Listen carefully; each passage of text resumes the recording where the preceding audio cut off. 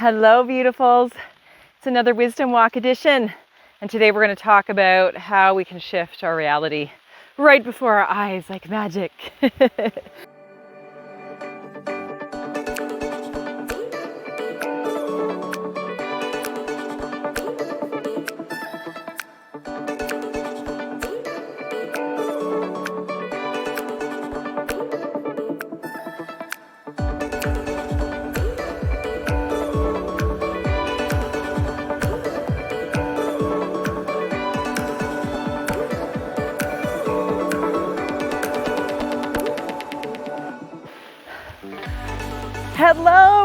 Hello. Oh my gosh. So I went for a bike ride and I am literally caught in a torrential downpour.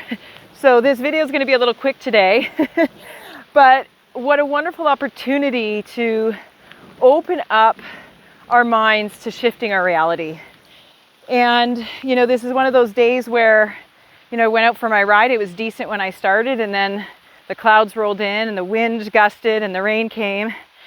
And it made for a bit of a hard bike, made for a really hard bike. But I found shelter in the trees, which I don't think you're supposed to do when it's thundering and lightning out, but I'm nestled in pretty good here. So feeling safe. Nonetheless, here's the thing. Life shows up for us and we perceive it in a certain way. But do we have an opportunity to shift that perspective? And I think the answer is absolutely yes, we do. And so what I've been really focusing on is how can I shift my reality? So when something shows up in my environment, in my atmosphere, what are the things that I get to choose to do to shift that energy? So the first thing, of course, is catching yourself when you're perceiving an experience or situation. How many times have you made a judgment? Sorry, my phone's getting a little bit wet here. How many times have you made a judgment about an experience or a person only to realize that it might have been a little bit wrong? I know I have. And I know other people have also perceived me in a certain way or misinterpreted something I said or something I did, and it shaped their reality. And I think that it causes so much suffering. Would you agree with that? That it causes this great deal of suffering when we allow ourselves to believe the things that are energy sucking and are negative and destructive. And yet, so many of us do this. So awareness being number one, as in most things, right? Awareness is at the top of the list. But here's what I'm inviting you to do to shift your reality. I'm inviting you to do something called perception checking. And this is an old skill. I used to teach it back in my Nate and Sate teaching days in our communications and human relations classes. And that perception checking changes the game. And so what is perception checking? Perception checking means that we are presenting it like we see it. So for example, if I'm with a coworker and they're leaving to go home early every day, my perception might be they don't care about their job, or they're lazy, right? But I have an opportunity to clarify with them rather than making assumptions. And so I might say to this person, hey, I noticed that you were leaving for work early every day this week. So we give an example, we describe the behavior essentially of what we're seeing without judgment, but just what we're seeing. Hey, I noticed you've been leaving work early. The second step in perception checking is to then get clarity. So you give them two different potential possibilities. So I notice you've been leaving home from work early. Is it because you've got some other commitments that you're obligated to? Or is it because you're struggling at work and you've had enough at the end of the day? So I just give two possible scenarios. I usually try and make them more positive scenarios instead of, is it because you're lazy or you don't care?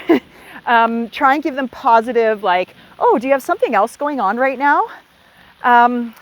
Because a lot of times we have these perceptions about people when really they're just in a deep place of despair, in how they're showing up. So it gives an opportunity for them to say, yeah, actually, my kid's been really sick or been having trouble at school, and so I've had to go get my kid. And then it opens up this safe space for conversation and understanding. So perception checking. Describe the behavior, next two possible reasons why they might be showing up with that behavior. And then the final thing is to say,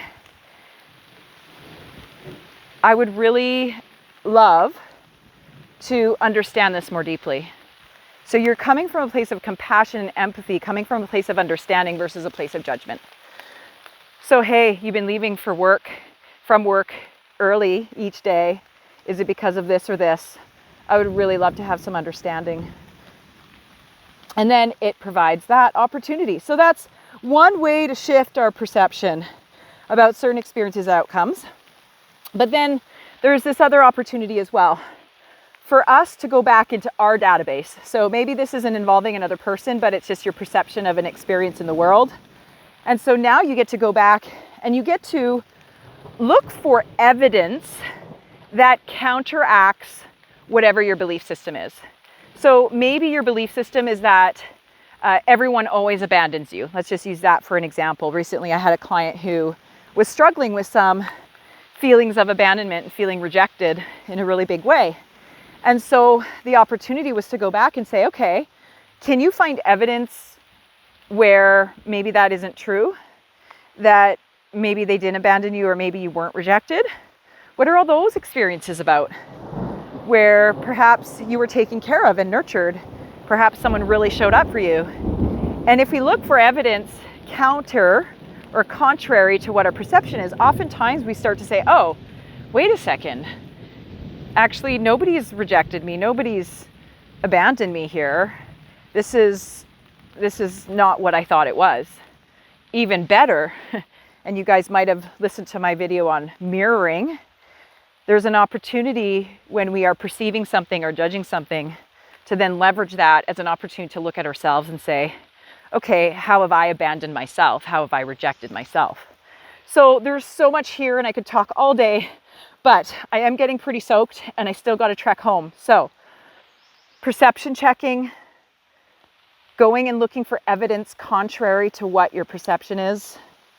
And then, of course, using it as an opportunity for mirroring or reflection to see if maybe you're showing up in a certain way that will help you to learn and to grow.